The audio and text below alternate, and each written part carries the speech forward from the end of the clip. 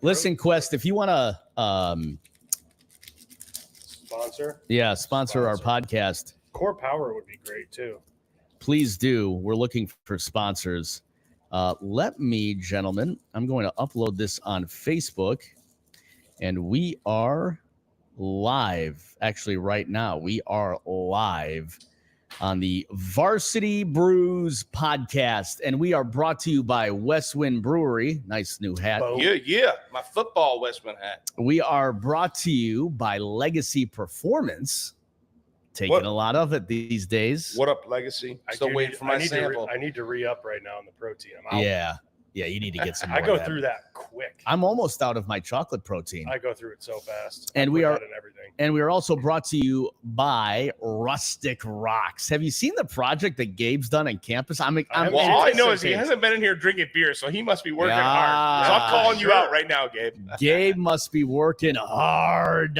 Yes. Love it. Nice work, buddy. Well, we appreciate our sponsors, and we appreciate being here on this fabulous Thursday night. Yeah. And why is it a fabulous Thursday night, gentlemen? Because Michigan won. Barely. Notre Dame won. Big.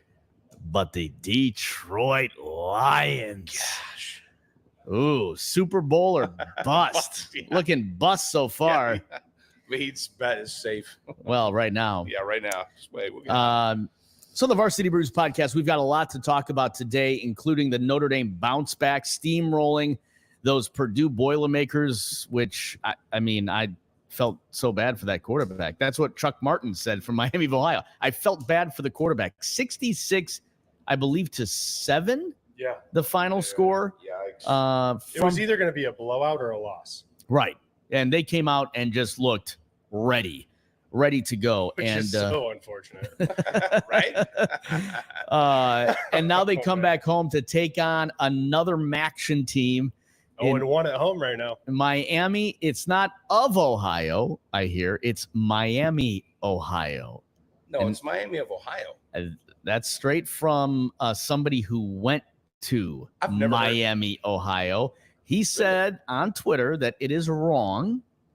And I've been pronouncing it this way my entire life. Since I was a kid, though. Yeah, have you played Miami, Ohio? He's used of Ohio? Yeah.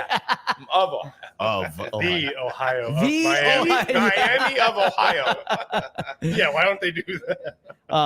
No, I have not. So we will talk about that game. We will talk about Miami, Ohio. Chuck Martin coming back for the boys this weekend. Michigan, I believe they start their conference play this week. Oh, boy. It's going to be ugly.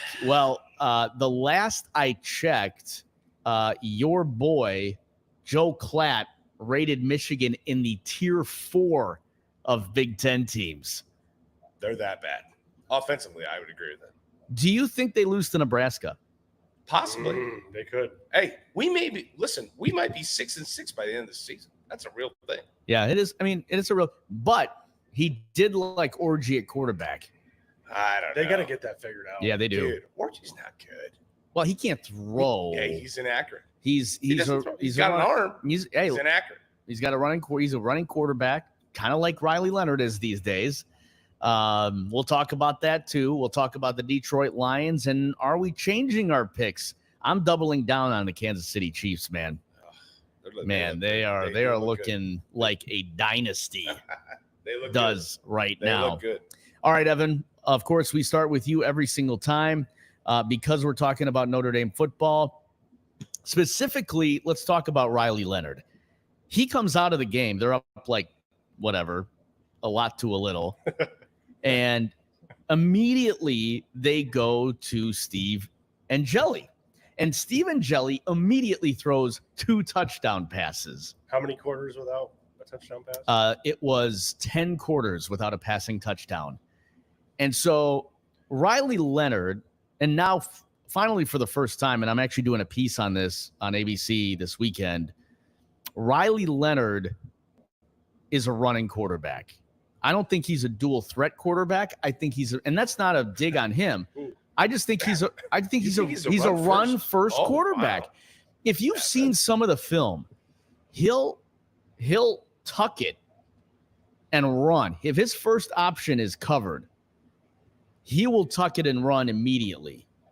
And this is what we've seen from Michael Penix. It's what we've seen from a couple other guys. But I just think Riley right now, maybe his confidence is shaken. Yeah. You throw a couple picks against NIU. That's fair. That can happen. What I want to know, Evan, is that for the first time on Monday, Marcus Freeman said to us, at least the first time I've heard of it, our identity is running the football. Our identity is running the football.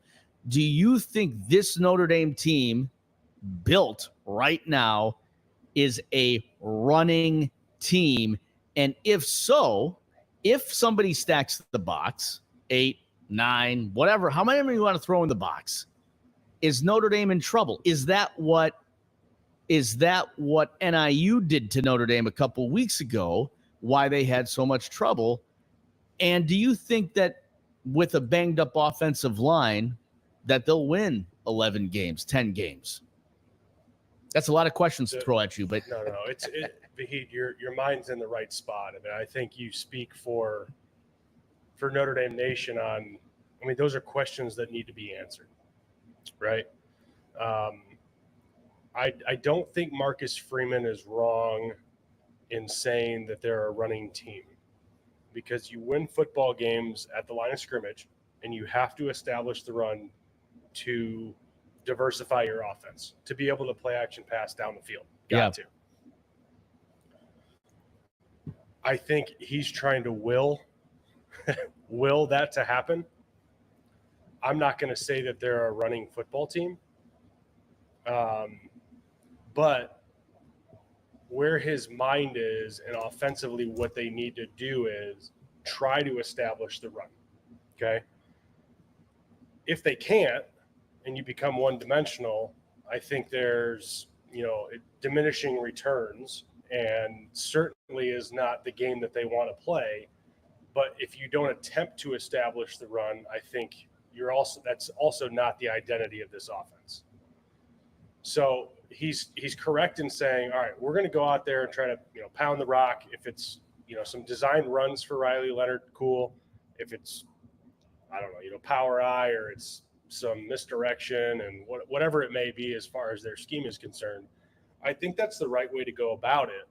But you are going to see teams, I mean, it's football. That's football, Vahid. I mean, if you stop the run and you make a team only pass, a lot of teams are going to struggle because, unless you have a generational quarterback who's going to consistently beat you with the arm in a drop back setting, it's very difficult.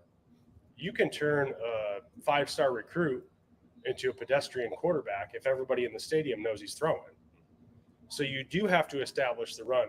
But red flags from day one has been what? Offensive line. And we saw that come back. Protect the quarterback. 2 offensive linemen down, 1 for the season, 1 gone for a few weeks. And if that's not enough, Jordan Botelho, basically, who was on the brink of having a breakout few games after a slower start, he was on the verge of having a huge season. Now he's out for the season. Yeah, I mean, it's the red flags that I had going into the season continue. I look at the schedule. There's not an easy. Nothing's easy. I mean, obviously they went out there and dominated Purdue, but they're going to have to. That mentality and how they came out to start the game is what they're going to have to do every single game. And that again is establishing the line of scrimmage on both sides of the football. Still love this defense. And what this defense is going to be able to do is put the offense in position, to be able to score touchdowns or at least kick field goals. But when you get against an opposing team that has average to above average offense, Vahid, you can't go shot for shot. I don't think this offense is built to do that. So, okay, the question I have and why I kind of asked this question is because when you look at the Notre Dame offense, they not only have stud running backs, right? I mean, they have Jadarian Price. They also have Jeremiah Love. Okay. Why'd they pull? I mean, solid guys. I don't know. No. I mean, in this last game? Yeah. I don't know. Well, they gave who's the backup running back? Aeneas Williams. They gave him some reps. And I believe he's Aeneas Williams' son who played for the Rams. And Cardinals. Cardinals. Yeah, you're right. My mistake, Cardinals. So they're giving them some reps. I get that. What I am trying to understand is you went out and got, that's what it's called now, right? It's what it's called. You went out and got shopped for wide receivers. These wide receivers can go deep. You've got a couple tall guys on the outside. Okay. Thomas, who's the guy that had the breakout last couple of games? Number 5, forgetting his name right now. And then you also have Chris Mitchell, who. Thank you for bringing it back to this because I didn't answer this specifically. This dude, you're 100% is built to go more than 20 yards, which we haven't thrown over 20 yards. Well, what was my quote last time? Hey, when he was at Duke, didn't he throw the football? I watched 3,000 yards. I watched a lot. Over 3,000 That's the one comment yards. I want to make. I'm going to plug it in. I watched him throw the football because all the time at Duke. Why is that not translating into where 3,000 yards at Duke? He's on pace to get half of that this year. So tell me that, because when I watch his highlights, is it an offensive strategy issue, or is it I think you bring up a good point. I'm trying to figure it out. I think you bring up a good point. And what was it was when in doubt, aired out. Yeah. You got to keep the defense honest sometimes. Throw some 50-50 balls. Is the injury it's not. That's what they were fearful. It was the opposite shoulder. But is it hurting enough that he can't throw that deep ball? I don't know, maybe, but he does look skittish. It's like first guy's not open, like you said, tuck it and run. Yep. But I played in 2007. I played with an offensive line where we got sacked 72 times. So I understand where your clock goes from I feel comfortable here to I need to get out of here. But why the quick reaction to tuck it? And I want to understand from a quarterback who did both, right? So you ran, you had some ability. I ran for my life. Yeah. But is the natural instinct to run the ball? Or, the progression of reads, right? Take us through the 5 seconds. Do you have 5 seconds? You have 3.7 seconds? How many seconds does it have? I saw an awesome stat. Yeah. It was NFL, not college. But it showed every single quarterback in the NFL on the amount of time that the ball was in their hands to release. What is that? Now, this is twofold. I'm interested in this. Yeah, this is twofold. I like this. Okay, because you sent that meme in our group text about Caleb Williams. Yeah, about the offensive line. Yeah, and he was middle of the pack on amount of time. Yeah, to be able to throw. Killed. He's got no time to throw. No, but I'm saying he wasn't at the bottom of the barrel in terms of. But you know who was at the bottom of the barrel? In terms of time with the ball in their hands? Who? Aaron Rodgers. But is that because he's just making? That's what it's about. Dump and run passes. So, it's Peyton Manning. So that's why I'm saying it's Tom Brady. When you look at that, it also took into account how far they were throwing the ball down the field. So like Trevor Lawrence right now is all the way up here on how many throws plus 20. Yeah. And so it was, what is this? But his time has to be more, right? X and Y. Yeah. Is that it? Okay. So X and Y, right? So it was. Yeah, his time has to be more. So it was time down here, and then it was yards down the field here. Right. So Trevor Lawrence was in the middle, so he had average time to throw. Okay. And also was which is what? Man.